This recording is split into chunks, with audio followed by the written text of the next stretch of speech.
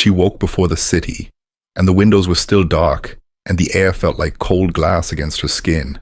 And Clara stood in the tiny kitchen staring at the blue glow of her phone like it could save her if she just held it long enough. Her rent was late, and the crib she had built from a thrift store box wobbled when she touched it, and the world had the heavy sound of a storm that never breaks. She typed a message for Sam, the only friend who still answered at strange hours, and her fingers shook as she wrote, "I cannot do this alone, and I keep trying, and everything keeps sliding away, and I am so scared, and I do not know how to breathe anymore, and the baby keeps turning like a wave inside me, and I am not ready, and please tell me I'm not failing before I even begin." She hit send and watched the little bar move like a slow breath across the screen. The kettle clicked off, and she poured water over oats and sugar she could barely taste. And then the phone buzzed and buzzed again, and she thought. Sam was awake, but when she checked, her stomach fell through the floor. The message thread did not show. Sam had showed the contact she avoided opening. Even to read calendar alerts. Ethan Cross, Chief Executive Officer, her boss at the top of a tower made of glass and light. The man who walked through halls like a weather front. The man who did not miss deadlines or words. The man who did not make mistakes. Clara put the bowl down, and it scraped the counter, and her hands went numb, and the phone slipped and hit the floor, and the sound rang in the quiet like a bell. She picked it up with breath that would not settle, and stared at the blue bubble she had sent by accident, and her mind began to sprint in all directions at once. Maybe he would not see it. Maybe the universe would glitch and swallow it. Maybe the day would reset like a broken clock. The phone buzzed with a new calendar alert from the office and nothing else, and she let out air. She did not know she was holding, and told herself it could still disappear into the river of his life. She put on the only dress that still fit and the sweater that had lost one button, and she tied her hair back with an elastic she had found on the bus 2 days before. And she walked into the morning that smelled like ocean and coffee and wet pavement. The tower rose at the edge of the bay like a blade, and the lobby mirrored back a woman she did not fully recognize. She pressed her badge to the turnstile and whispered to no one, "Please work," and the light blinked green, and she moved through a world of polished shoes and low voices and screens that never slept. She told herself to keep her head down and write the briefs and file the decks and breathe and not look for him and not think about the message sitting like a flare in his phone at her desk. A list of small fires waited for water. A vendor had sent the wrong mock-ups. A developer needed language by noon. A partner wanted a line that sounded like hope, but also like certainty and like adventure, and also like nothing at all. Clara became a soft machine that made sentences. She pushed the fear to the edges like furniture. You promised to move later every few minutes. The fear dragged itself back, and she pushed again by mid-morning. The baby rolled like tide under her ribs, and the room tilted a little, and she stood to stretch, and the stretching did not help. A slow pain began near her spine like a dull hand, closing and opening and closing again. "You are early, little one," she whispered without sound. "Not yet. Give me a week. Give me a day." Her phone lit with a number she did not know, and then darkened. And then the pain pressed harder, and then the floor felt a little farther away. Mina from People Operations passed by and stopped and said, "Your face is the color of paper." And Clara tried to answer, and the words caught somewhere between her lungs and her mouth. Someone brought water. Someone called an elevator. Someone asked if there was family they could reach, and Clara said yes, and then realized the number she gave was her own, because her mind had turned to static. The elevator doors opened and the building smelled different down here, near the street. A car waited and a voice said, "Hospital," and she sank into the seat with her hands on her belly, and the driver spoke gently about traffic like talking to a skittish bird. Outside, the water flashed bright under a break in the clouds. The car turned, and the city turned with it. The hospital sat on a low hill with windows that looked out over the bay, and inside the air smelled like soap and lemon and old fear. A nurse with calm eyes took her name, and Clara gave it twice, because the first time it did not sound like hers. Another nurse asked who to call, and Clara said Sam, and gave the number. And the nurse dialed and frowned and left a message, and then wrote the name on a sticker and pressed the sticker to a clipboard. Someone wheeled Clara down a clean hall and the lights above her moved like a quiet parade, and she thought of the message again, and her chest locked. If he read it, she would be asked to leave. If he read it, she would be given a box for her desk and a polite sentence about boundaries. If he read it, the elevator would never open for her badge again. The pain came like a tide with a sharper edge, and the world flickered, and she heard herself say, "I am scared." And a voice beside her said, "I know." And the I sounded like a real person, and she held those two words like rope. They placed her in a room with the shade half drawn and a monitor that hummed like a distant bee. A doctor told her what to expect, and she nodded and did not absorb much beyond the shape of the doctor's kindness. A nurse asked for forms, and Clara reached toward her bag and realized she had left it in the car or on the desk or in another world that was not here. The nurse said, "We can do this later," and patted her shoulder like a promise that the future still existed somewhere in the building. A phone rang for a long time and stopped and rang again somewhere outside. A siren wailed and faded somewhere far above the city. A gull traced a slow circle like a clock hand that did not care for human time in the tower. Ethan Cross faced a long sheet of glass and spoke to 3 people on screens about markets and forward guidance, and a launch schedule that did not want to stay where it was put. Words and numbers moved around him and through him, the way wind moves through a stand of reeds. His phone vibrated twice, with a notification from a number the system did not label as urgent. He turned the screen face down, because the rhythm of a meeting must never break when the screens went dark. He reached for his phone and saw the first message and felt the odd pause inside the chest that happens when the future takes a step into the room without knocking. He read the lines once and then again, and his office did not change. And still something in him that he had seen sentences like this before. On older nights in another life, written by a hand that no longer existed, and the echo hurt in a way that felt clean and cruel at once. He stood very still and made himself breathe like a man does when something sharp is close to the heart. He typed, "Are you safe?"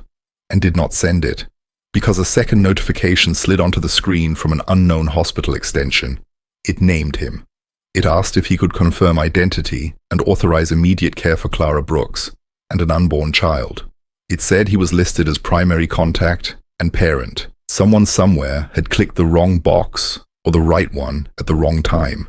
He thought of the message again and pictured a woman he had seen only once in a hallway with a stack of folders and a look in her eyes, like someone trying to carry a building alone.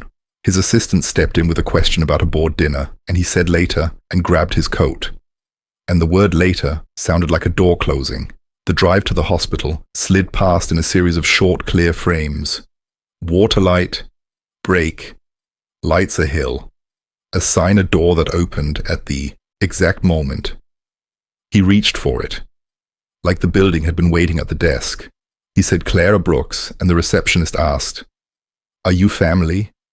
And the word family hung between them like a bridge made of air. He said, "Yes," and heard how the yes landed.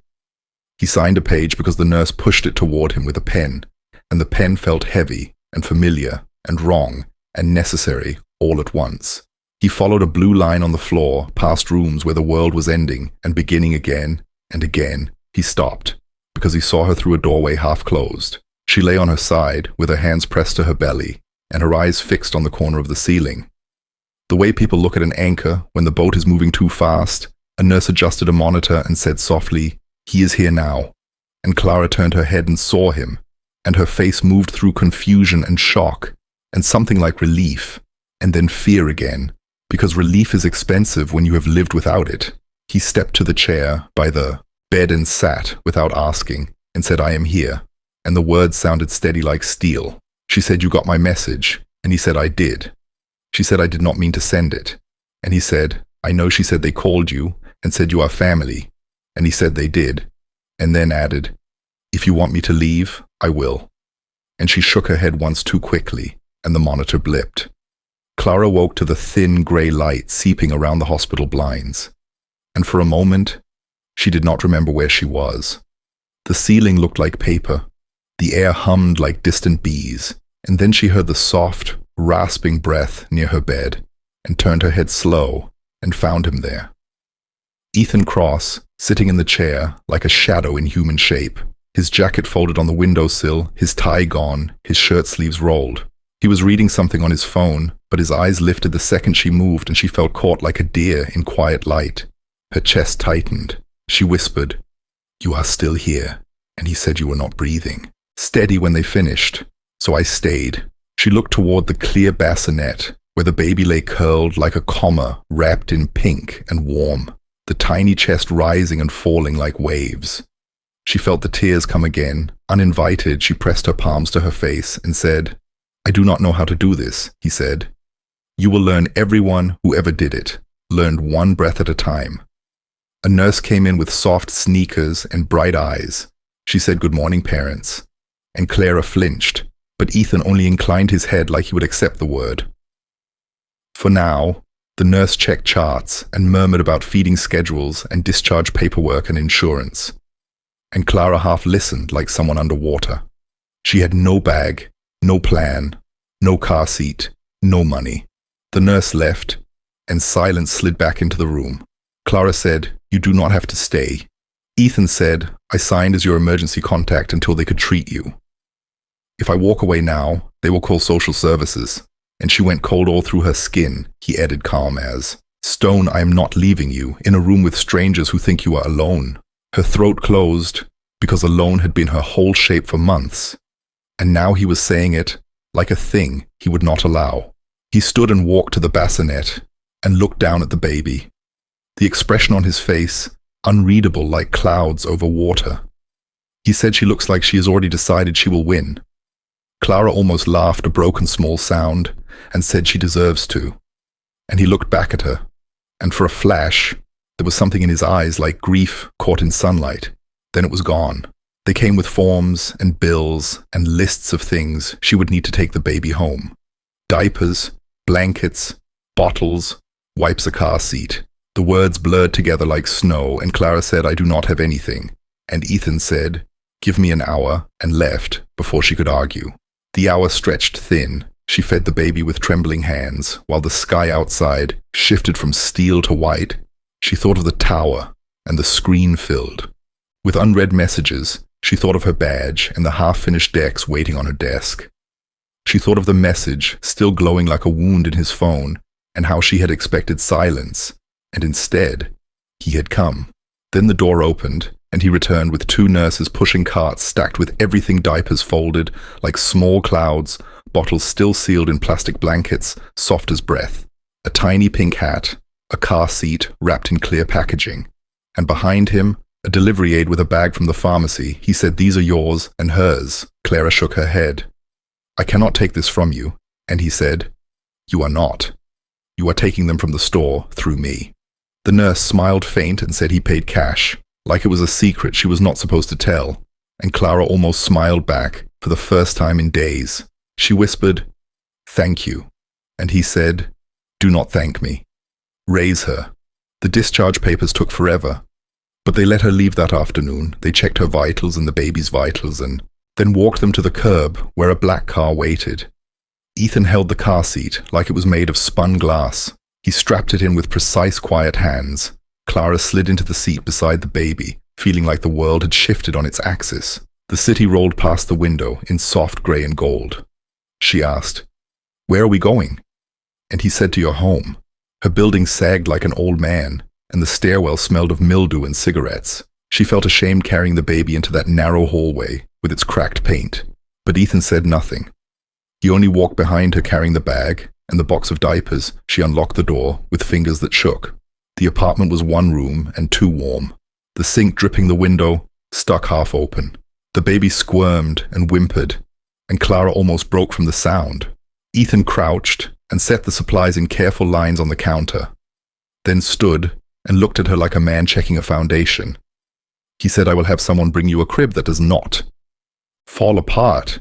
And she said, "I can fix the one I have." And he said, "Let me help." And she said, "Why?" And he paused long enough. She thought he might not answer, and then said, "Because I remember what it feels like when no one does." He left then, with no more words, like a shadow slipping through the door. Clara stood in the middle of the apartment, holding the baby, who blinked up at her, like she was the whole sky. She whispered, "It is just us now." and the baby's tiny hand curled around her finger like a root finding soil.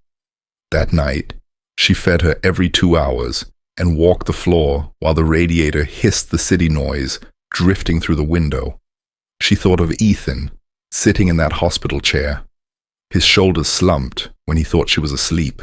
She wondered what he had seen in her message that had made him move. At dawn, she woke to a soft knock and opened the door to find a delivery crew carrying a new crib. White wood, smooth and steady. They assembled it in 10 minutes and left without a word. A small note sat on the railing with one line, "Do not let her sleep on splinters," and no name. Clara stood in the pale light, rocking her daughter, and felt the first fragile edge of something she had not felt in months. Something almost like hope. Clara woke in the hospital to the pale blue light pressing through the blinds, her body sore and hollow, and for a moment she forgot where she was until the faint sound of steady breathing pulled her eyes to the chair. And there was Ethan Cross, the man who ran her company, like a storm sitting hunched forward. His jacket folded on the sill, his eyes closing and opening like he had not slept for years. She whispered, "You are still here," and he said you were shaking. So I stayed. Her eyes drifted to the clear bassinet, where the baby lay curled small and perfect. She felt tears rise and fall with no strength left to stop them. She said, "I do not know how to do this." And he said, "You will 1 hour at a time." A nurse swept in with sneakers whispering on the tile and called them. Parents and Clara flinched, but Ethan just nodded. She checked charts and spoke of feeding times and discharge forms and bills that blurred like static. Clara said nothing, and when the nurse left, silence fell like water. Ethan said, "You do not have to talk, but I signed for your care. If I walk away, they call social services." Her blood went cold, he said. Calm as stone. "I am not letting them think you are alone." She could not speak for a long moment. Alone had been her only shape for so long. He stood by the bassinet, looking down at the baby, and something unreadable passed through his face. Like grief, caught in sunlight, he said, "She looks like she has already decided she will win." Clara almost laughed, a small cracked sound. She said she has to. He looked at her again with eyes like storms, and then it was gone. They brought lists of what she would need to take her baby home. Diapers, wipes, blankets, bottles, a car seat. Clara whispered, "I have nothing." And Ethan said, "Give me an hour," and walked out before she could stop him. She fed the baby with trembling hands while the sky turned from silver to white. She kept seeing the message she had sent glowing like a wound and wondering why he had answered at all. Then he came back, and with him came nurses pushing carts of folded clothes and sealed bottles and soft blankets and a car seat in clear wrap and a man with a pharmacy bag. Ethan said, "These are hers. You will not argue." The nurse smiled and said he paid cash. Clara almost smiled too. She said thank you, and he said, "Do not thank me. Raise her." They signed the papers and left in the afternoon, the baby swaddled and sleeping. Ethan buckled the seat with hands that did not shake. She watched the city roll past the window while her heart spun off its axis. He took her home to the old building with its peeling paint and narrow hallways, and said nothing about it, only carried the bags and set them in neat rows on the counter. She felt shame like smoke, but he only said, "I will send you a crib that will not collapse." She said, "I can fix the one I have." He said, "Let me help," and she said, "Why?" And he paused and said, "Because I know how it feels when no one does." He left without waiting for her to answer.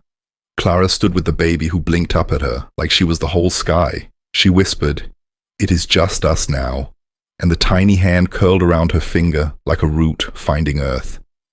That night, she fed her every 2 hours pacing, while the radiator hissed. She kept seeing Ethan in the hospital chair. Shoulders slumped when he thought she slept. She wondered what he had seen in her words that made him move. At dawn came a knock soft as rain. She opened the door to a delivery crew with a crib. White, smooth, solid, they built it and left. And on the railing lay a note in plain block letters. "Do not let her sleep on splinters." No name. Clara stood in the pale light rocking her daughter and felt something unfamiliar, like the faint edge of hope. The days began to slide together like wet paint.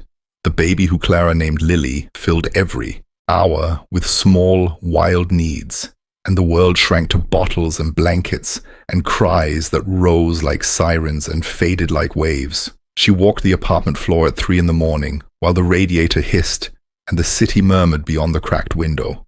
Her body ached and her mind floated like smoke. She lost track of hours, sometimes days.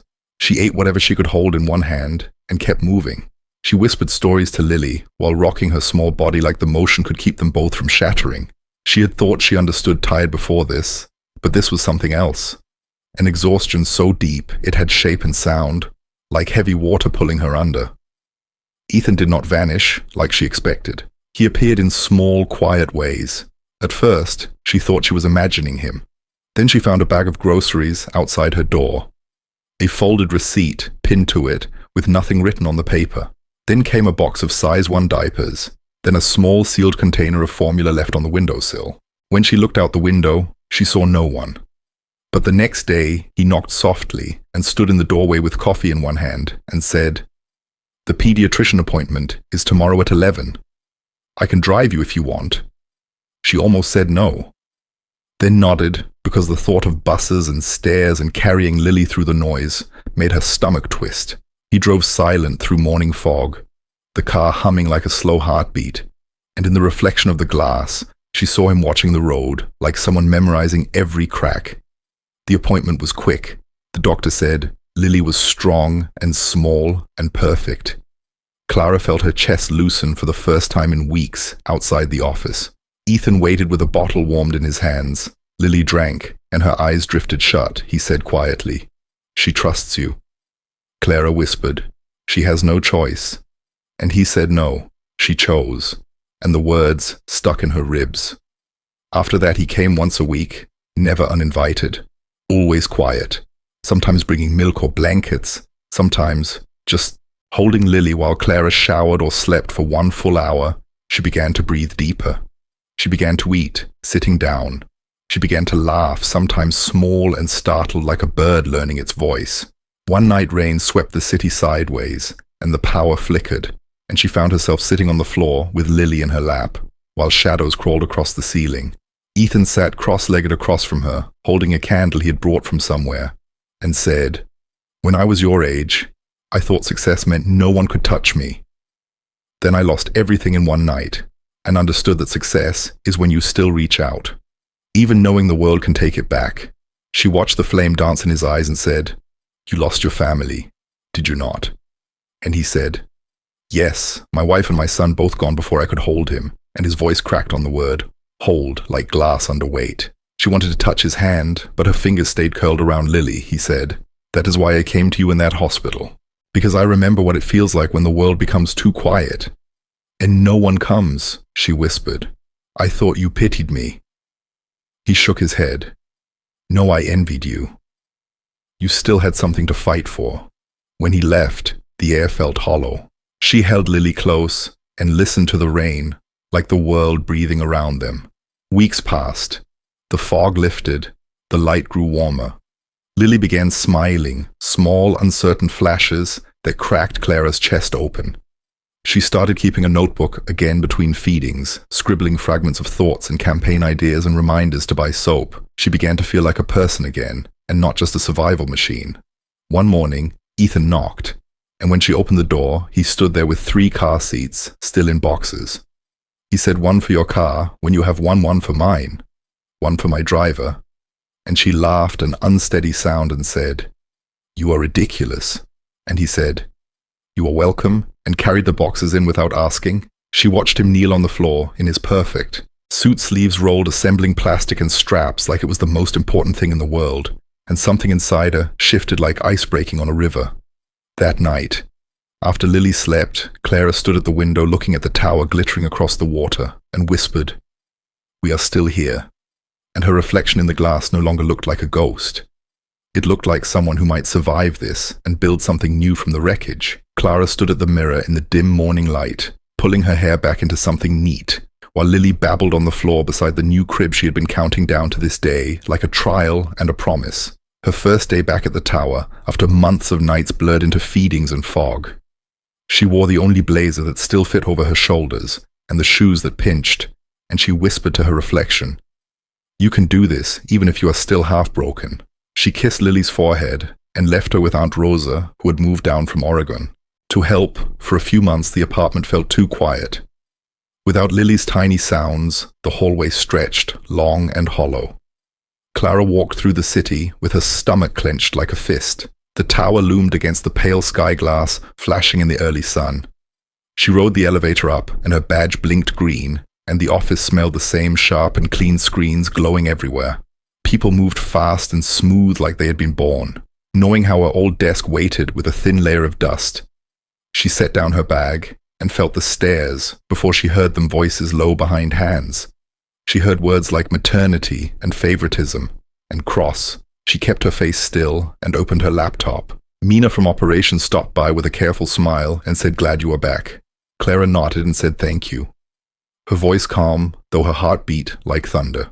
She opened the first project brief, and it felt like trying to read another language. The lines slipped until she forced herself to breathe. She spent the morning untangling deadlines and tasks, stacking them into neat rows like bricks by noon. She could almost hear her old rhythm again. At lunch, she ate alone at her desk, pretending not to hear the whispers floating from the break room about how she had survived the layoffs while others had not, and how maybe the boss who had shown up at the hospital had something to do with it. Her hands shook, but her work did not. That afternoon, she went into her first meeting since her return, a glass room filled with bright eyes and fast voices. The air electric, with strategy. The new head of marketing raised an eyebrow when she spoke, but she kept her tone steady and cut through the noise with a single clean line about story arcs and user retention. The room stilled for half a beat, then moved around her again, and Tasha, the senior project lead, caught her after and said, "Welcome back," like she meant it. Ethan stayed in the background all day. She saw him only once, through the glass, high above in his corner office, speaking to someone on a screen, his face unreadable, like carved steel when their eyes met. For half a second, he inclined his head just enough to count as acknowledgement, and looked away. At 5, she packed her bag and rode down through floors of humming machines. She walked fast through the cold air to the apartment where Lily was waiting wrapped in a yellow blanket. Rosa said she was perfect all day. Clara held her close breathing in the warm baby smell that unraveled every knot in her chest. She whispered, "We made it through day 1. The days began to settle into something like a pattern. Mornings of chaos and rushing. Afternoons of meetings. Nights of soft lamplight and lullabies. Clara learned to move between the two worlds like a tightrope walker, balancing on thin air. She got faster, sharper. Her mind cutting through noise. Again, people stopped whispering and started listening. She won a campaign pitch that had been slipping away, and the team cheered when her deck hit the screen like lightning won. Evening. Tasha pulled her aside and said, "They are scared of you now. Not because of him, but because you are good." And Clara smiled small and real for the first time in months. That night, she worked late the office. Dark around her, except for the glow of her screen. She did not hear him approach until his reflection appeared in the glass. Ethan stood with his hands in his pockets and said, "You are rebuilding your empire, brick by brick." She said, "I'm just trying not to drown." And he said, "You are already swimming." He walked her to the elevator, and they rode down in silence. The city spread out below like a field of stars outside the doors. He said, "You do not owe me anything.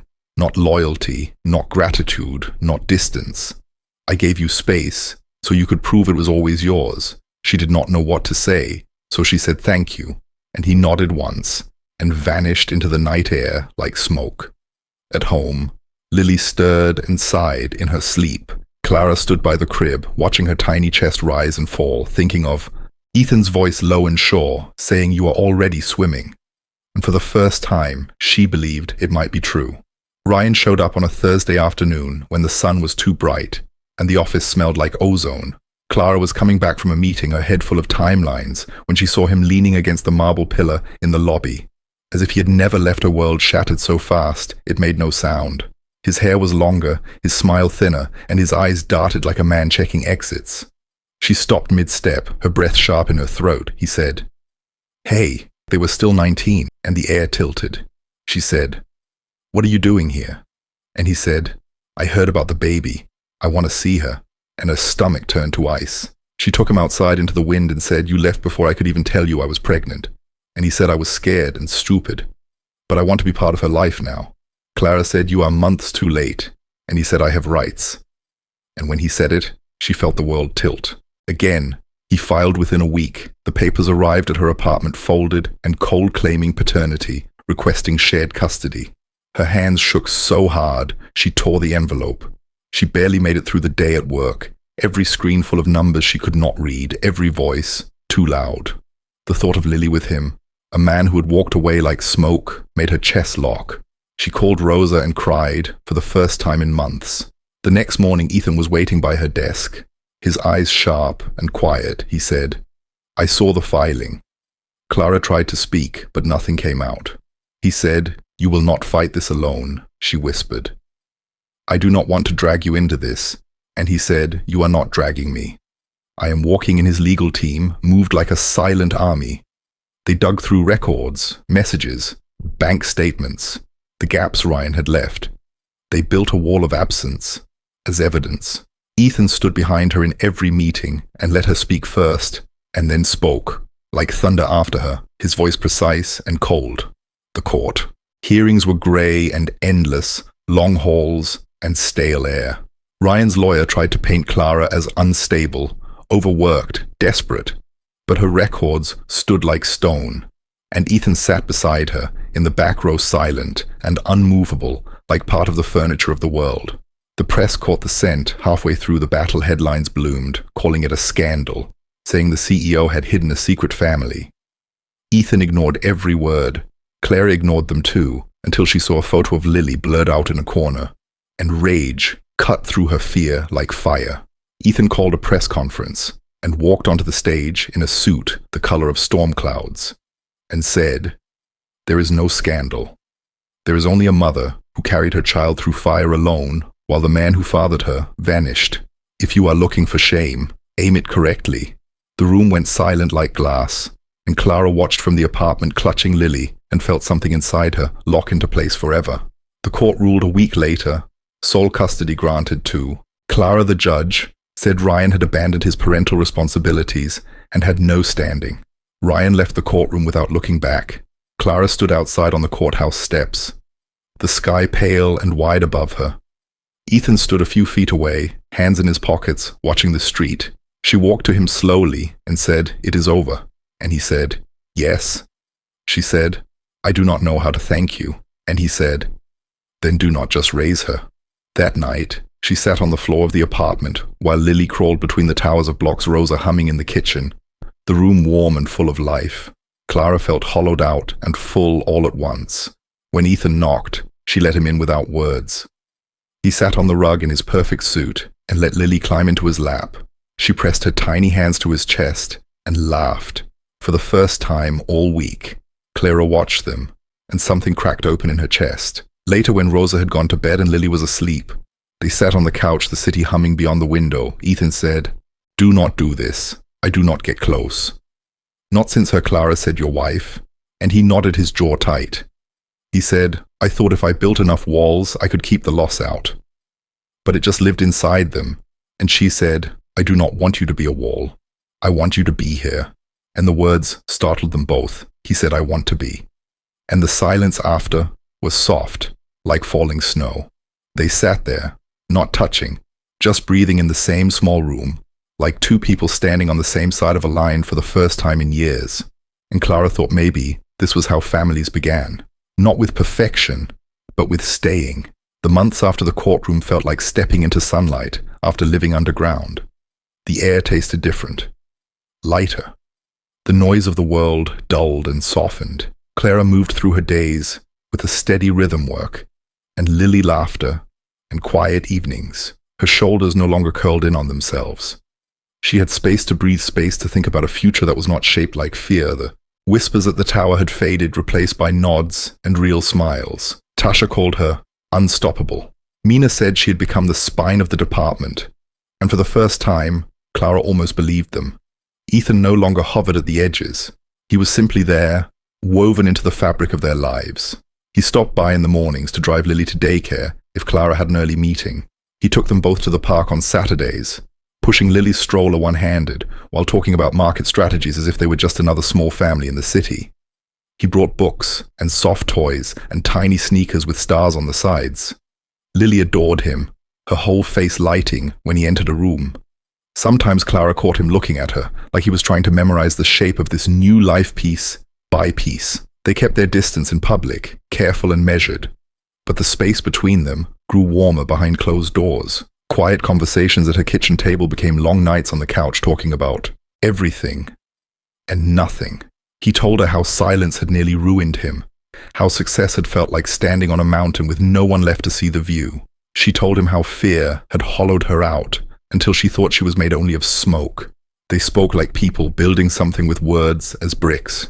One evening, he arrived late, shoulders loose for once, tie gone, sleeves rolled. Lily was asleep, and the apartment was lit only by the soft gold of a single lamp. He stood in the doorway, looking at Clara, like he was afraid to break the moment she said, "You look different." And he said, "Maybe I stopped running." He crossed the room and sat beside her on the couch, their knees almost touching the silence wrapped around them warm and whole. He said, "When I first saw you in that hospital, I thought I was seeing a ghost, someone who had climbed out of the wreckage the way I never could." And she said, "When you stayed, I thought it was pity." And he said it was hope. And then neither of them spoke, because words were too small for what rose between them. She leaned forward and their foreheads touched, and his breath shivered against her cheek. And then his lips brushed hers, soft, like testing the shape of the world. And she let the kiss deepen slow and certain, like something inevitable finally arriving. After that, they stopped pretending they were orbiting each other. They moved like one thing, with two shadows. Dinners together, mornings together, long walks through the park, where Lily squealed from his shoulders. The world noticed eventually photos of them slipped into the press, but this time, Clara did not care. She held her head high and walked through the lobby with Ethan beside her, and Lily between them, small and fierce and bright. On Lily's first birthday, the whole office gathered on the rooftop garden. The city spread around them in golden light. Clara wore a soft blue dress, and Lily, a crown of paper stars. Ethan stood by the railing with a small box in his hand. As the sun slid low and the sky turned rose, he stepped forward, and the air went still. He said a year ago, "I signed my name on a form because they asked for family, and I was not. But I would like to be now if you will let me." And he opened the box, and inside was a simple gold ring. Clara felt the world tilt the same way it had the day she sent that message, the day he walked into the hospital, the day he stood in the courtroom like a wall. She saw all of it at once, and she saw the life ahead of them too. Not perfect, not easy, but theirs. She said, "Yes," her voice shaking like the first breath after surfacing. Ethan slid the ring onto her finger, and Lily clapped like she understood, and the rooftop burst into cheers and soft laughter. That night, after everyone had gone, they stayed on the roof as the city lights came on, one by one, Lily asleep on Clara's shoulder, Ethan's arm around them, the air warm and still. He said, "We are a family now," and Clara said, "We always were. We just had to choose it." The wind curled around them, carrying the distant hum of the streets far below, and Clara closed her eyes, and for the first time in her life, the future did not feel like a storm. It felt like home.